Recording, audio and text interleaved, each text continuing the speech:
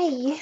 So I'm deciding to read September 6th from Hope for Today, Courage to Change, and One Day at a Time in Al-Anon, since it's going to be September 6th in a few hours. So if you can read with me, feel free. If not, you can listen as well.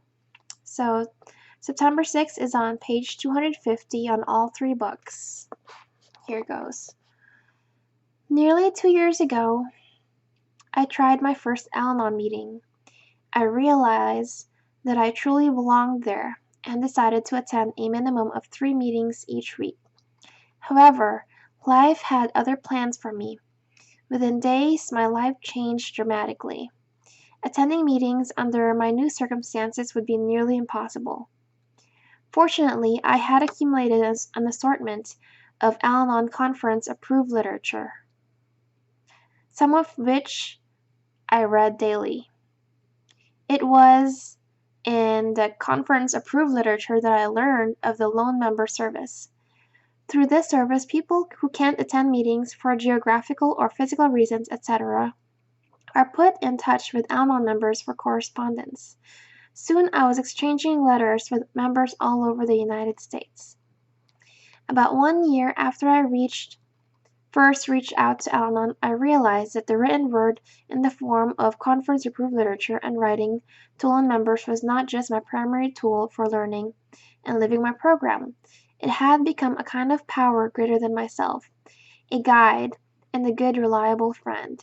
It helps me even when I don't fully comprehend the weight or wisdom of what I read or write. When I keep coming back to conference-approved literature, it helps me ensure the serenity I've worked so hard for in Al-Anon. I still hope someday that I'll be able to attend meetings and give back in service the magnificent gifts I have received from reading conference-approved literature. Until then, I'll rely on the conference-approved literature and Lone Member Service to carry me through. Thought for the day. If I can't get to a meeting and a crisis strikes, sanity and serenity may be only a page away. Quote, between meetings and when other people are not available, Al-Anon literature can offer us the comfort of knowing that our problems are not unique and we are not alone. That quote is from How Al-Anon Works for Families and Friends of Alcoholics, page 40.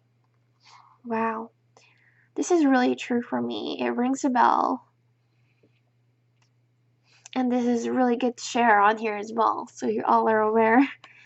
I will move on to Courage to Change, September 6th entry, page 250. A writer for a local newspaper recently maintained that most people spend more time planning vacations than they do thinking about what is really important in their lives. Of course, a vacation has a certain importance, but as our slogan asks, how important is it? In my case, the main focus of my mental activity usually is whatever problem, grievance, or irritation I am entertaining at the moment. Now, I tell myself, I'm concentrating on what's really important. But how important is it? When I look back on this 2 years from now or next month, will it matter? Al-Anon helps me to address the larger concerns in my life. For example, how can I make better contact with my higher power? Am I taking time to enjoy the present moment? Am I becoming the person I want to be? What can I give thanks for today? Today's reminder.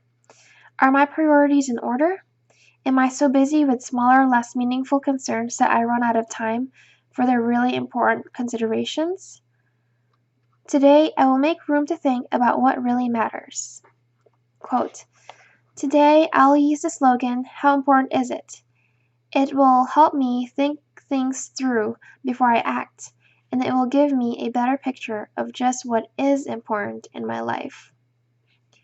That is a quote from Al-Anon, A Day at a Time. Wow, this is really good. Yeah, this really helps with worry, this entry. This is really good.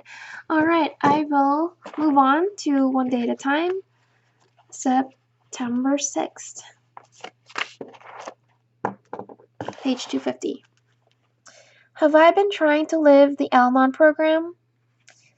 Then I must surely be learning to overcome any tendency to control others. The directing, scheming, and manipulating that can only result in my own defeat. I'm going to underline that, excuse me. I will not interfere with the activities of the alcoholic, or watch over him, counsel him, or assume his responsibilities. He must have the same freedom to make his own decisions as I have, since he must suffer for them if they are wrong. Perhaps I felt I had a right and an obligation to set the standards for the family and compel those around me to live up to them. In Al-Anon, we learn a better way. Here is a vivid picture from the great novelist Tolstoy, which makes the situation clear.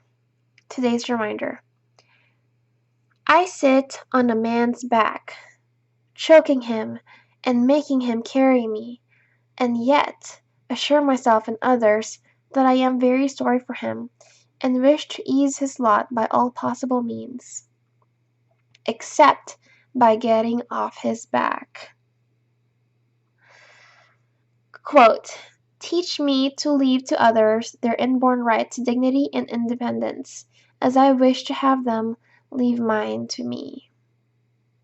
Oh, I really needed this reading, you guys. Wow. I should probably feature this video on this channel because I think people would appreciate it. Well, thank you all if you're still on here after I've read all 3 books and kind of inserted a little bit of my experience, strength, and hope here and there. I try not to talk too much. But yeah, if there are anything else that you all would like to hear, please let me know. Right now I'm doing daily, I'm trying at least to do daily entries. But later on, if you all are interested, I can do and I can go to the index and read subjects about a lot of different things. If that's a good idea, please hit like and subscribe to the channel. And yeah, thank you all for listening. I love you, and yeah, definitely go to meeting, get a sponsor, work the steps, as I strongly suggest. And if you can't, they do have, meetings online, meetings on the phone. You got it. Recovery's there for you, and it'll never run out, I don't think. Alright. See ya.